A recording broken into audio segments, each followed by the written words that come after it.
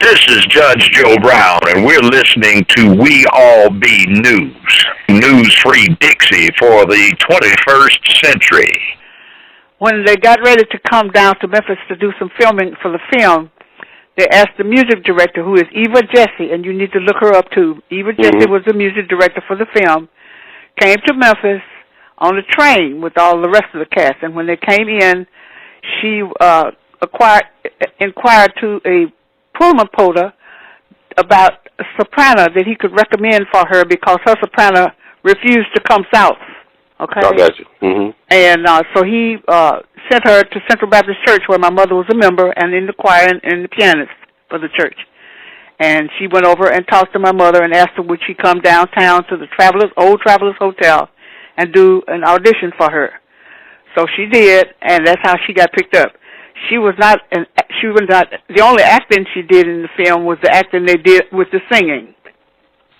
Oh, okay, wow. So your mom, what was your mom's name at the time? Georgia Rogers Woodruff. Georgia, please spell it right. Rodgers Woodruff. Okay, so how did she explain it to you all? Like, was she like, highly excited about being part of a film? I was not born. No, I know, but she ever talk about being in the film with you all? Yeah, we talked about it all the time, and I donated those stills to the library in the Memphis room. Wow. She talked about it all the time, and other people talked about it too because they knew about it. But that's what she was doing. She was singing, not acting as such. But the singers had to act because they had to have background people, as they were singing. Some scenes. Have you seen the movie? I saw the clips. I haven't seen the whole movie. Okay, well, you have to see the whole movie. There were some places where they had to do some dancing, and they had to do some, while they were singing, they had to go to a church. They had a funeral. They had to sing there. They had to shout and pretend that they were part of the funeral congregation. And so all of that was done with the singing, okay?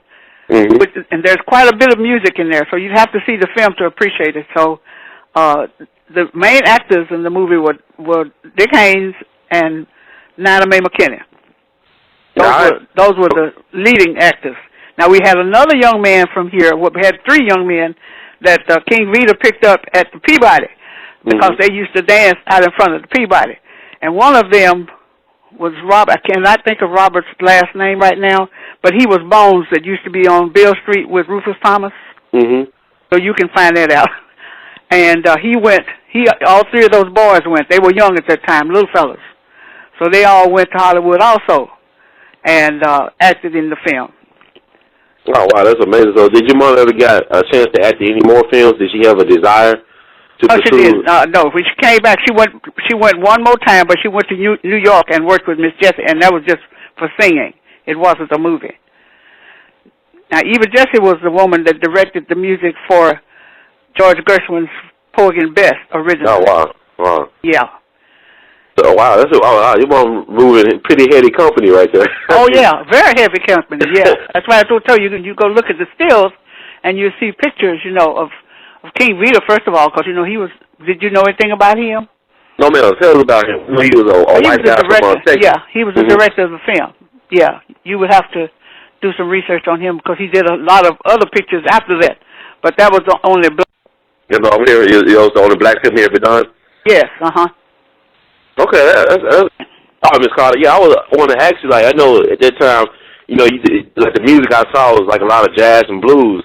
And how our people consider that the devil's music. Did she have a problem coming from a church background and participating in a project like Hallelujah, as far as the secular music go? Only in the minds of some of the people here in Memphis. Because I can remember even when I was a teenager that I was playing for a church, and the lady said, "Oh, that's that show woman's daughter." Yes, those narrow-minded, unintelligent Memphis folks. Some of them had that attitude, but it didn't bother her because she went on to be. Well, see, she was in the church, so she stayed in the church. She worked nationally and locally with the Baptist conventions and congresses, and Miss Lucy Campbell was the director at our church at Central. She worked with Lucy Campbell with her music. So she did a lot with the gospel music, but she went on and made that film and came back home, and she stayed here. Listen, what was your mom like? What would you say her proudest professional achievement would be? Would it be that film, or would it be something else involving gospel music, perhaps? Well, that was a big achievement for any black person in 1929. Okay, so it was a big thing for her. But after that, she did a lot of work, as I said, with the church, because she did the National Baptist Conventions and National Baptist Congresses, and assisted Mrs. Lucy Campbell, because Miss Lucy Campbell would come in church on Sunday morning and decide to sit down and on the piano stool with my mom and just sing something to her and tell her to play it. One of the songs that my mom's name is on is "My Savior" that Miss Campbell wrote. And then Miss Campbell sang "Touch Me, Lord Jesus" to her, and she was the first to play that song for her. So she did a lot with the church all the way through. I know, for people that know Lucy Campbell, she was kind of like what Tommy Dorsey was to gospel music. You know, if he was the father, it could be said she was the mother of gospel music. You know, right. So that's incredible right there. I mean, and also, I just for the fact that what I have seen from the film, it's like it's very contemporary. Like some of the stuff that, like the close-ups and some of the cinematography is just beautiful. The choreography and stuff like that. It's like it could have been done today. That it was done like yesterday or something. Right. I know it was in black and white. Yes, it could be. I want to ask you like this. Like I know Henny Maiden McKinney. What was your mom's thoughts about her? Because I mean, she got to me like she was wild. I mean, to see her on film. Oh, she was an actress. Wow. She was 16 okay. At the time, right? Yeah, she was just 16 at the time, but she was an actress. She wasn't. No, I don't believe she was wild. Mama never said she was. They they were all young and they all enjoyed being together. But there was, the director and the older members of the cast kept all the young folks in line. Yeah, the lady who plays the grandmother in there. Names can't do names for you today. And she was older, and I think she came from, I'm not sure where she came from, but she had been a teacher somewhere. So she kept the younger folks in line. Because now my mom at that time was about 20. She should have been about, she got married in 27, and she was 22. She was about 25, almost 25 years old. Wow. So, and Natalie McKenna was about, she was 16, like you say. But see, Dick Haynes was much older, and he was pretty much in control also. So most of the movie was shot in Memphis, right? Memphis and Arkansas? Some of it was shot in both places. No, all of it was not. Some of it was shot in California. Oh, wow. They made some scenes down on Porter Street. You know where Porter Street is? No, ma'am. Lemoyne College, where it is now, is just a few blocks from where Porter is. And there was a bayou over there, and they used that for the baptismal scenes. Oh, wow. And so they used a lot of extras here in Memphis. They just gathered people from the neighborhood and had them to stand along the route so that they could, do what they were doing, that little demonstration they were doing for the baptismal. So they did that there. Now, what they did in Arkansas was on, here again names, a plantation that was owned by the Wilson brothers. That's where Wilson, Arkansas. You know about that too? Oh, no, man. I'm just intrigued by the whole thing. The fact that you got this movie that was made in Memphis over 80 years ago. There's no historical markers or anything to mark even the baptismal scene. No. Lemoyne College. I'm just weird. This town is weird to me. And all this richness as far as African American history, you can't beat it. It's up there with any place in the country. But Ron, you have to understand the history of the South at that time. Okay, they couldn't care less. I mean, the people in charge couldn't care less about what was going on. To them, they didn't even think about it as being important because the scenes were made in a black area. Okay. And it's still black, but at that time it was really, really black with a lot of little bitty houses, little shotgun houses and things along the way. And nobody was concerned about what was going on over there, even though King Vita stayed at the Peabody, okay? But the cast stayed at the Black Hotel, okay? Travelers Hotel. They couldn't stay at the Peabody. Wow, that's amazing. So, that was part of the segregated South. So nobody really paid it any attention. Let me ask this, like, what was, like, the fact that, okay, this film got nominated for an Oscar back then? And was that, like, could you want to tell you about any buzz that, like, Memphis take pride in the fact that here was this, even though it was an all-black film, it was nominated for an Oscar back in 29, or was the Oscar such a big deal back then as it is now? I don't remember it being nominated for an Oscar. If that happened, I don't know anything about it. Yeah, it said it was nominated, but I mean, as far as like it takes it says like one of the first all-black cast talkies ever. So right there is historic, but also to be nominated for an Oscar, I think adds a lot of in the fact that this is an all-black film, because normally a lot of times people get this perception about anything that's all-black can't be done that well. Well, yeah. You had a white director, but I'm saying the cast and talent was basically all black talent. Exactly. But it just wasn't. You just have to know the times, Ron. It just wasn't. Black was not important then, and it was surprising, I guess, to Hollywood and everybody else that King Vito wanted to do it, because he was very prominent. Okay, but he did, and it came out. It was successful. They showed it here in Memphis. It was at the movie and all over the country. But nobody gave a thought to how important it was. Now, what was the place? I know. What was the place that black folks could see movies back in those times? Oh, we had neighborhood movies, okay? Like up on Mississippi and Walker, we had a movie called the Ace Theater. That's where I used to go as a child. And we had the Georgia Theater down in Georgia and Mississippi. And then we went downtown. We went to the movies downtown, but we had to sit in the balcony. Yeah. Okay, the Malco and the Warners and the Lowe's Theater. We had 4 Princess Theater downtown. But when we went to those movies, we had to sit in the balcony. You go in the side door. Are you familiar with the Malco? Yes, ma'am. Okay, well, you go to the Malco. We go in the front now. But around the corner on Beale Street, there was another door. And that's where we went. We went through that door and went to the balcony, way up in the balcony, not the first balcony, but way up in the balcony, okay? Mm-hmm.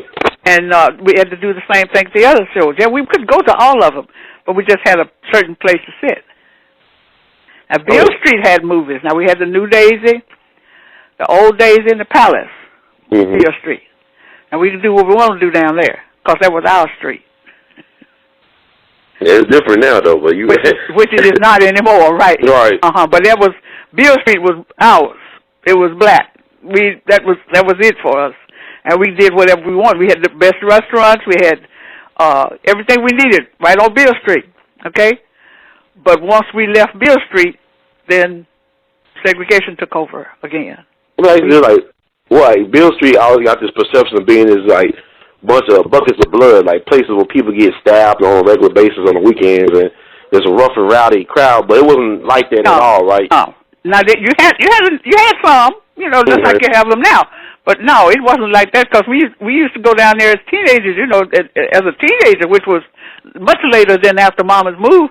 It was fine. We got along just fine down there. We had a Harlem House down there. We had like I said, restaurants. We had a Chinese restaurant. We had restaurants, everything right down there. Clubs, nightclubs, everything right there. It was really black owned at the time. It was black only. It was black owned and black only. Yes. Black owned and owned. I like. Yes. It's weird though. Like I guess it's like if we don't control our narrative of our history, like the perception of Beale Street was it was like a rowdy place. It wasn't a place where professional black men and women went to work and live and play. But like this, it's weird how this perception is. Like it's weird to me how people come all around the world and see Memphis as this diamond, as this show place. Right. But people here can't see that. You got folks from Japan and Europe coming to North Memphis to these clubs that we scared to venture to. Parts of the neighborhood we scared to venture to. Exactly. Mm-hmm. So what is the issue with that? What's wrong with us then when it comes to understanding our history and identity and our place? Well, they gave us a place, Ron, and we had to stay in it. Yeah, that's true. Are you right about that? Yeah, they gave us a place. We didn't have any choice, so we had a place. We stayed in it, and truthfully, we got along very well. We had everything that everybody else had. It just was segregated. We had some, like I said, good clubs, good restaurants, good hotels, everything. But they were all segregated. And the only way you went to the Peabody, you went in the back door. Wow. Even if you was a rich black person, if there was Robert Church Jr., he still had to go to the back door? No, I don't think he would go to the Peabody. He probably didn't go to the Peabody. Now, I'm talking about the people that worked there. Mm-hmm. Only people that went in the Peabody were the people that worked there. Okay? Gotcha. Went in the back door and went to work and made lots of money. Well, hey, that makes a lot of sense to me. Yeah. Well, actually, this, your mom seems to be such a fascinating person. Like, how do you share this legacy? Do you show, her film, the Hallelujah film, to the grandkids and to the people in the family? Yes. And what are their reactions to the fact that their grandma was this, or their ancestor, or your predecessor was this famous person, or this very important figure? Well, they just tell everybody else. They tell their friends. My grandmother was in a movie. Mm-hmm. And truthfully, it's very difficult in some cases with the youngsters for them to believe that. Okay? Wow. That in 1929, there was a movie of all black people, and their grandmother was a part of it. Okay? So, yes, I have the tape right here. I'm sitting here looking at it now. But I play it for them quite often so that they can be sure. And I show them her so they'll know who she is. And then I have a picture that I gave to the Commercial Appeal when I did the story for them. And I have one of the pictures that she had in the stills. And I had it put together and framed so they see that every day. Plus, I have a picture that was made in Hollywood by a Hollywood photographer of hers, which is fabulously beautiful. And it hangs on the wall in my living room. No, that's amazing. I was your mom is responsible for why we got black directors and why we have black folks that got recognized for Oscar winners like Denzel and Morgan Freeman and Forrest Whitaker and Halle Berry. Oh, yeah. And Hattie McDaniel, to be a part of that, as a pioneer and trailblazer. Mm-hmm, mm-hmm. It's not nothing that should be taken lightly. So, and I think our kids need to know about this. I think that Memphis schools should have a curriculum that everybody be required to learn about the black history of Memphis. Well, yes, I agree. I agree, Ron, because they show the same people all the time. Now, one year they did run my mom, okay? Mm-hmm. But that's been, back some years ago. But they show the same people all the time, the people that we're familiar with, and I have nothing against that because I love Benjamin Hooks dearly. He's a friend of mine, and Maxine and those people that they show, and of course I loved Isaac. He was a late comer, but they don't go into the depths that they should with the black history of Memphis. They just don't. And I don't know who's responsible for that. I guess, as you said, the school system should do something to recognize the fact that we have had people all the way back to the 20s that were doing something worth talking about. So it's like your mom, when did she transition? What year did she transition? What do you mean? Pass away. Oh, she died in 81.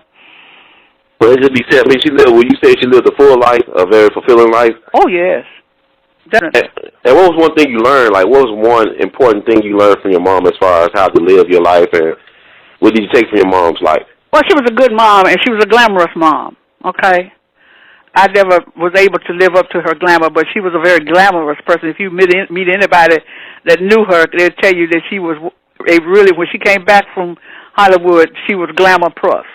Okay. Mm-hmm. And she came back, and I was born in 31, and she was a stay-home mom for years, and then finally she decided after I went off to college that she wanted to go back to school, and so she went to school, because she had gone to Lamont back in the early 20s, and she went to school, graduated from college, and went into the teaching field, and she taught until she retired. Oh, wow. Yeah. So she was this person that probably was a very popular teacher as far as doing stories she could relate to people and just her life experiences that she was able to impart. Right. So I'm going to ask you this, too, as well. What would be something that could be done? As far as honor your mom in Memphis, what would you like to see done to honor your mom? And what happened back in 1929? Well, I'd like for it to be mentioned. That just mention it and talk about it as much as you want. But at least mention it and make it known that it did happen. Not only for my mom, but for Bones and the other guys too.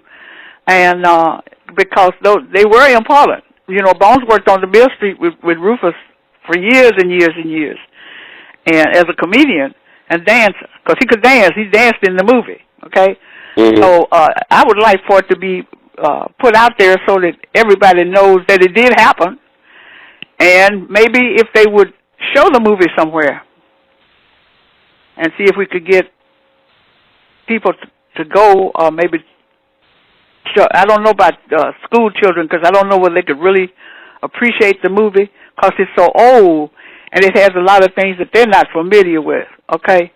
So I don't know whether it would be a joke to them or whether they would accept it for the classic that it is.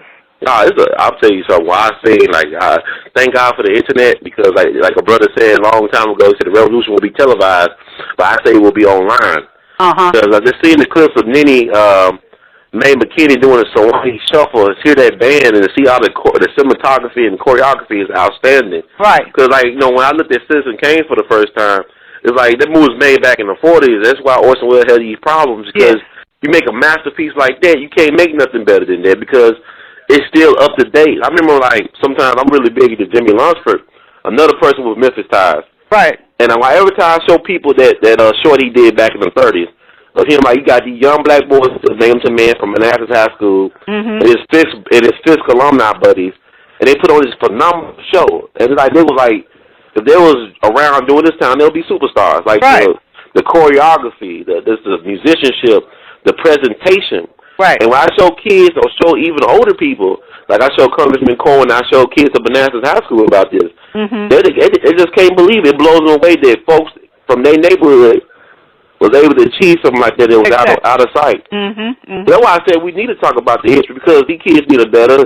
image of themselves, because really self-esteem is a universal human problem. Well, it's things of the past. It's history that they should know, and it's black history that they should know. And if the only way they're going to know is for somebody to teach it and to show it to them and give them the sense of what's going on. And until they do that, they're going to be backwards. Okay? Yeah, that's true. Yeah, so, yes, we do. We need to do more, and hopefully we will. That's what Emerson said he's going to do some this year, too, because he called me the other day and was trying to get some information on Miss Lucy Campbell. And Miss Lucy Campbell has a book out. I mean, the book is out by Dr. Charles Walker of the Baptist Convention. I have it here. And Emerson went and bought the book. A lot of things he did not know. And he went to school at Manassas. Oh, he knows a lot about it. So he said now that what he's going to do, he's going to go to the schools and tell the children about himself, because they don't know. So that's what needs to be done. Well, you know what? I think we should do something. Since this is the 80th anniversary, this year marks the 80th anniversary of Your Mom's Landmark movie. We should try to do something, coordinate with some institutions in this city, and see what can come about of it. Okay. Because I think it's so important. I know people think I'm crazy. I'm a young guy. I sound like an old guy, I guess. But you're a young old guy, huh? Yeah, I'm a young old guy, right? But I'm not. I could move. I'm still fast and stuff. I still enjoy life where I can, but it's kind of hard for me to. Just like Marcus Garvey said so many years ago, people without history is like a tree without roots. Right. You can't go nowhere unless you know where you came from. I hear so many people that's older than me, like in their 40s even, and they talking about, it's just the way it is. Like if Dr. King thought like that, if Frederick Douglass thought like that, if Harry Tubman thought like that, it would be just the way it was. We'd be still slaves. We'd be still slaves, right? So we gotta go beyond that. And also, I want to ask you this, because I know, you see some things in your lifetime, like you talk about the segregation, Jim Crowism, and racism, and you live in a time now where we got a identifiably black president, right? And I want to get your feelings about that. Did you ever thought you see the day we see a black man with a beautiful first black family going to the front door of the White House? No, I didn't. No, I did not. Okay, I want to get your thoughts about it. Were you able to go? No, I did not go. My family went. I did not go. My daughters and my grandchildren went. But I'm 78. I wasn't going to go fight that cold weather. I heard that. All that standing and walking. No, they all went. So I was pleased that happened because my grandchildren, you know, that was great. Well, for my children, too, because I had gone to Jimmy Carter's inauguration back in 77. Oh, wow. I had been to an inauguration, so I knew a lot of things that were going to be. I could not imagine anything like we had, but I had been to one, so I knew what was going to happen. So I was just glad that my children and my grandchildren got a chance to go. So they went, and boy, they so full of information you would not believe. So I'm happy for that. But I know I did not believe we would ever have a black president. Now, I met some sisters. I went myself. We had, drove up there, rent a car. It was worth the trip. I got a press pass, whatever. But what gave me hope and inspired me was I saw women in their 70s and 80s and even 90s. Some with wheelchairs and strollers. Right. Hell, what's wrong? I mean, I guess they kept on saying, an elder told me that, I got to just make sure it's really real. Yes. Before I go, I got to make sure this is the real deal because, it was 5 million people there. If they wanted to bring back slavery day, all they had to do was lock down D.C. with so many black folks. McDonald's made so much money off of black people. Oh, yes. It was so many black folks, but it was peaceful, but it was 5 million black people easily, but people was bouncing off each other like ping pong. I know. I watched but to see them sisters, like the elders, be so calm in the middle of they're like in the middle of the eye of the hurricane. It was calm and serene and peaceful. Yes. And everybody else was like, this ecstatic and crazy acting and moving, but it was very peaceful and it was very spiritual. Yes, it was. It was very peaceful. I was so surprised that they could have that many people and everybody have self-control and not get into a problem. So they said there were no problems. So if there were minor problems. But I thought it was the most beautiful thing I've ever watched. And I watched it all day.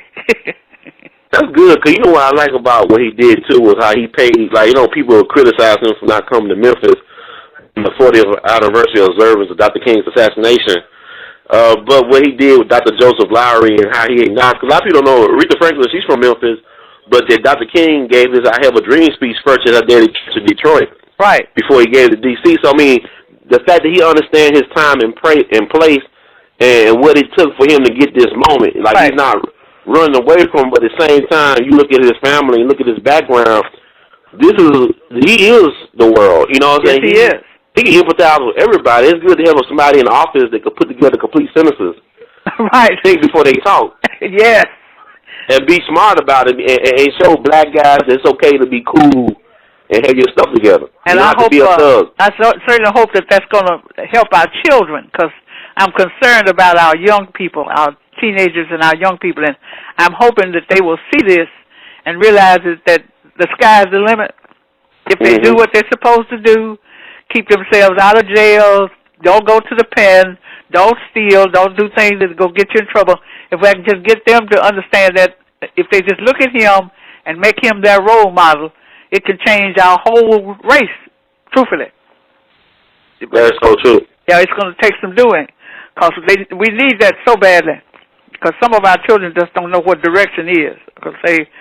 And I'm just hoping that it will help. And it's not going to help them all, Ron. Right. But it will help a lot of them, because I've seen some excited young people, and it just makes me feel real good that they're so excited about the fact that he is president. So that's going to make a difference in some of them, not all of them.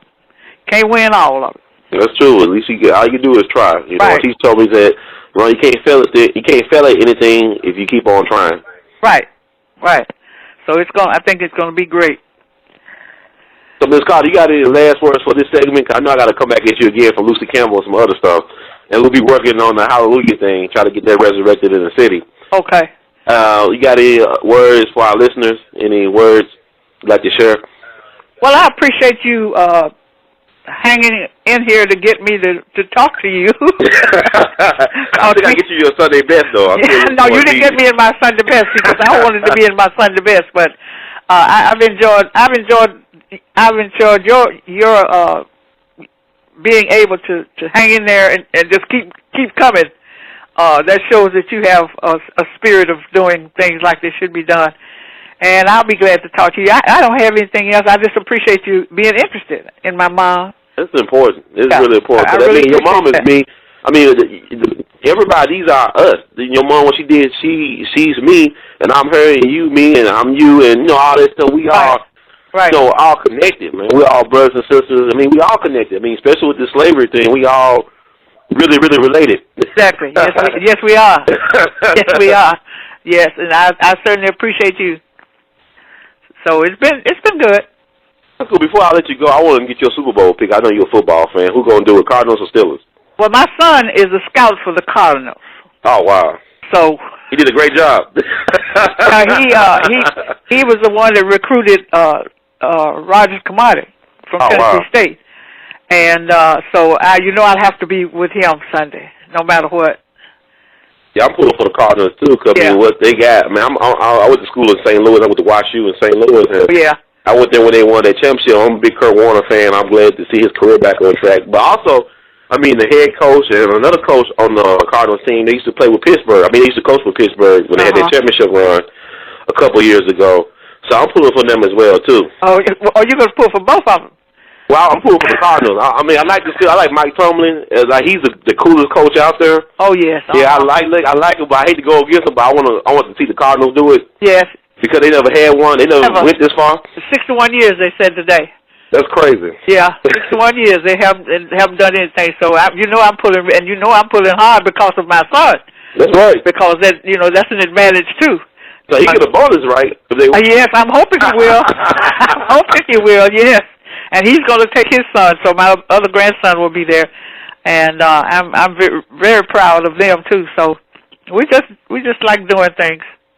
Well, y'all come from strong people. Y'all got some strong roots in y'all family. So thank you, Sister Carter, for sharing all this with us.